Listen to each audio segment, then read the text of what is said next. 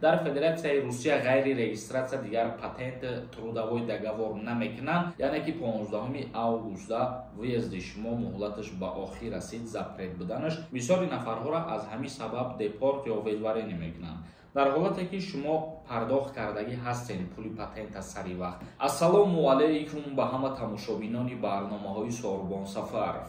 Умедвор ҳастам ки якояки шумо тансиҳат ва хонаобод ҳастен. Рӯзи финали конкурса аниқ кардагием.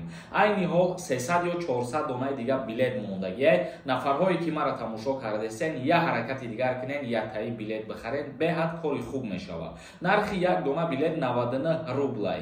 Ба 99 рубл метавонӣ соҳиби мошинои советскӣ ё соҳиби телефон ё соҳиби пул бишай. Номерои WhatsApp ки дар рӯи экран мебинед, дар ҳамин номер картаи Сбербанк ҳастай. Карта ба номи Мунис Хуршедович мебирояд. Сумтона партоен ва чектона дар ҳамин WhatsApp равон кунед. Тамом. Охири билетҳоай. ҳаракат кунед. Хоб мегзарем ба қисми мавзӯи асосӣ. Чихеле ки аз номи видео диден, аллакай ба ҳаматон маълумай. Бисёри нафарҳо дар комментарияҳо савол пешниҳод карданд ки оё Ҷумҳурии Тоҷикистон ба таможни Союз ворид мешава ё ин ки не. Дар ҳамин ҷо ба ҳамаи шумо хотиррасон кардан мегум ки Ҷумҳурии Тоҷикистон танҳо гуфтушунид рафта истодааст ки ба иқтисоди Авроосиё бояд ворид шавад. Вале таможни Союз гуфта шумо ҳамин чиза дар назар доред ки мисол чихеле ки Қирғизистон ба таможни Союз ворид шидагия ё ки Қазоқистон ба таможни Союз ворид шидагия ё дар Федератсияи Русия ғайри регистратсия дигар патент трудовой договор намекунанд. Шумо ҳамира дар назар дошта бошед, агар ки Ҷумҳурии Тоҷикистон ҳам ҳамин хел мешавад. Айни ҳол дар ин бора ягон информатсияҳои нав гуфта шидагӣ нест ва ягон гапу хабарам нестае ки Ҷумҳурии Тоҷикистон ба таможни Союз ворид шавад. Ба ҳамин хотир ман ба ҳамаи шумо гуфтаниям ки ҳар чизе ки тасдиқ шид, ҳар тағйироту ҳар қонунҳое ки бисёртар ба муҳоҷирон тааллуқ дорад, ман худам иншааллоҳ сари вақт видео мекунам, пешниҳод мекунам ва ҳар чизеро ки ман дар бораш видео накардам, значи дар ӯ бора ягон ахборот нестае. Тамошобинони азиз, акнун комментарияҳоро мехонам ва саволҳотон ҷавоб мегардонам. Ба ҳамаи шумо хотиррасон мекунам ки нафарҳои агар бихоҳанд ба границаи Қазоқистон сафар кунанд, бо нархи арзон инами рақамҳода занг бизанед, айноми ма гап занед, шуморо ба граница мебарад ва ба хости худованд бо миёратон. Як аз нависондаи раҳмат бародари азиз, ҳамаи видеоҳота тамошо мекунам. Зурай, фақат ба пеш. ҳазор раҳмати калон аз шумо миннатдорам бародари азиз. Як каси дигар нависонда ассалому алайкум, дар саволи ман ҷавоб гӯем. Пешакӣ раҳмат. Ман 16/06/1996 мара хизмат мебаранд, яъне ки 16 июнда ту 27 сола шидагӣ аллакай аз даъваткунӣ ба хизмати ҳарбӣ озод ҳастӣ. Як каси дигар нависонда акама 18 сола шидам, неки синф 11 хондестам.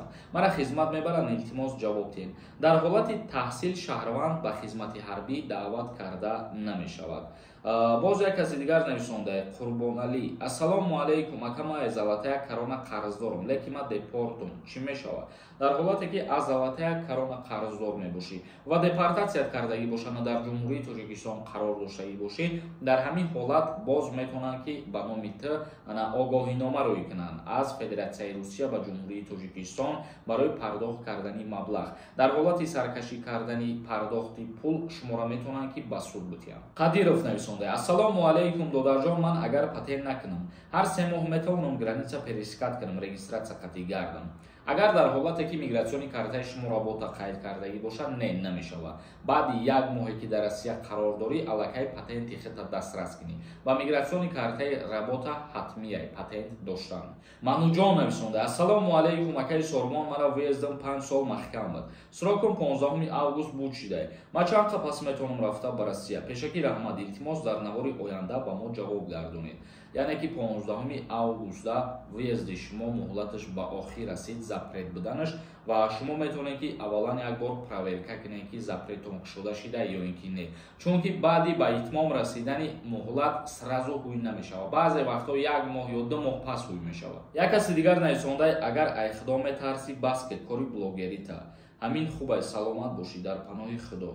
бародари азиз, ҳамин информация расондан, ҳамин видео кардан кадоми шуморо зарар карда, ё ки мо дар видеоҳомон ягон чизои фахшу фоҳишагӣ дар куҷо нишон додаем ки мисол зараровар боша? Як бор худтон бесем фикр кунем, мо ҳар видеое ки пешниҳод мегардонем камака кам боша, агар фоидааш ба мардум мераса, фикр мекунам ягон видеои мо зараровар нест. Як каси дигар нависонда, агар переселения хати гражданин шаи чӣ хубӣ дора, ягон маблағ пулӣ метиҳанд.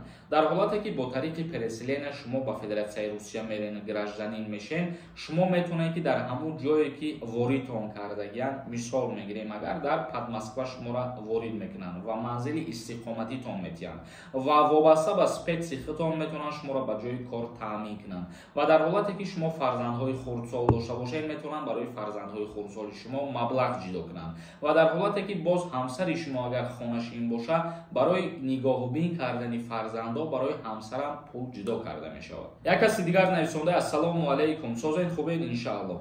Раҳмат барои маълумотҳо, зинда бошен ака. Ба пеш лайкҳо аз мо, зинда бошен. Миннатдорам аз ҳар яки шумо ки суханҳои хуб менависонед ва моро тамошо мекунед. Як каси дигар нависонда: рӯтон сафед 4 та подписчик ҷамъ кардем, сразу конкурс мекунем. Хуб ганда аз 300 000 зиёдаи подписчикои ма ва хуб ганда 5 сол мешавад ки ма дар YouTube видео кардесам. Оли 1 сол нашида ки ма конкурс кардесам. Ба ҳамин хотир камтар гапта фикр ки ба гап зад. Бисёри нафарат аз бахилӣ ва аз дилсиёҳитона намедонем чӣ гап занем. Ба ҳамин хотир вақте фоидат намераса, зарартан расон. Комментария накунед дар видеои ма. Азизбек нависонда: ассалому алайкум акаи Сорбон. Ман ду фарзанд дорам. Ман ба Тоҷикистон равам, маро аблава мебарад ё ин ки не? Нафарҳое ки соҳиби 2 фарзанд ҳастен, аз даъваткунӣ ба хизмати ҳарбӣ озод ҳастен. Як каси дигар нависонда: ассалому алайкум бародар, раҳмат барои видео. Илтимос, амнистия кай мешавад? Мумкин бошад мегуфтен. Саломат бошен. Амнистия маълум нест ки кай мешавад. Пешниҳодҳо мешаванд, вале қонунш ки тасдиқ шид, баъдан рӯзаш муайян мешавад. Як каси дигар нависонда: бовар кунед, пеш ай пенсия депортатсият мекунанд. Ин мард нестанд. Дар ҳолате ки шумо қонуни қоидавӣ кору фаъолият кунед ва трудовой договор дошта бошед, ҳуҷҷатҳои шумо 100% бошад, дар ин ҳолат шуморо ҳеҷ кас депорт намекунад. Дар мавзӯи регистратсия як видео карда будам чанд та пеш ва гуфта будам ки бисёри нафарҳоро аз ҳамин сабаб депорт ё ведваренӣ мекунанд. Тамошо кардем, ба фикрам ки оиди регистратсияҳо ма видео карда будам. Маҳмадалиев нависонда: ассалому алайкум, созен акаи Сорбон. Ма патент дорам, якчанд чеки патент ма гум кардам. Ҳангоми Тоҷикистон рафтан дар аэропорт ғам наметам. Дар ҳолате ки шумо пардохт кардагӣ ҳастен пули патента сари вақт ва мисол чекоша гум кардагирам бошед, дар ба задани ҳастае ки шумо пардохт кардагиен ҳамин пула. Дар ин ҳолат ягон мушкилӣ ба вуҷуд намеояд. Тамошобинони азизу меҳрубони ма, видеоро ҷамъбаст мекунем то наворҳои дигар. Худованд ҳамаи мо шуморо нигаҳбон бошад.